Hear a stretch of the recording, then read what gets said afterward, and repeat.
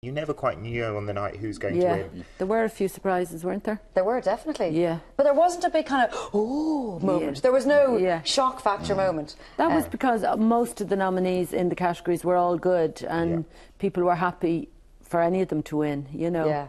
I was a bit disappointed that Benji Bennett didn't win the You and me both, Anita. Not that the other winner didn't deserve it, but oh no, I'm she just mad did, about it. But just because he's written them for his son Adam, who died. Well, it's one of those stories that is impossible not to be touched by. And it's funny, I was just saying to you before we came on there, I worked with his sister, Deirdre, years ago, and she was, I mean, she's an absolutely lovely woman. Yeah. She used to be slagged to death in work, because we used to all say, nobody can be that nice, genuine. You can't, there must be, you know, swear, say a dirty word or something.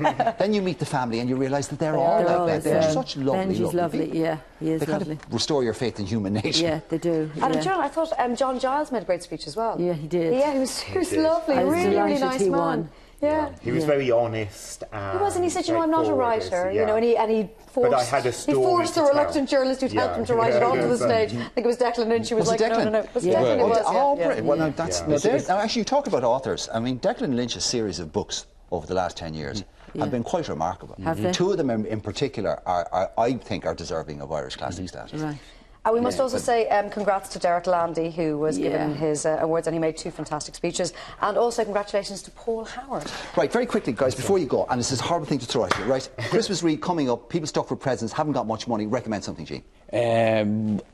Look at the shortlist from last night, The Crime, Stuart Neville, Declan Hughes, Jane Casey, Tanner French, Alex Barkley. It's the reason I was surprised last night. It's so good, and I think that list from the book awards last night, any of them, the winners or the nominated. Okay, you've taken up all their time now, so come on, pick one. I'm going to pick Amy Huberman's book, Hello Heartbreak. Right, okay, Bob. And I'm just going to say, pop down to your local bookshop. There's a stack of good Irish books this Christmas. And so of course there is the Gutter Book Shop in Temple Bar as well, which will have all of those and more. Which, as I said, is not a gutter bookshop at all. This is run by a man in a velvet jacket. I have to leave it at that. Right, cheers, guys. Thank you very much, and thank you for coming in this morning. Thank you very much. Thank you to everyone who was there last night. It was a wonderful night, and especially congratulations to Paul Howard for the Oh My God delusion.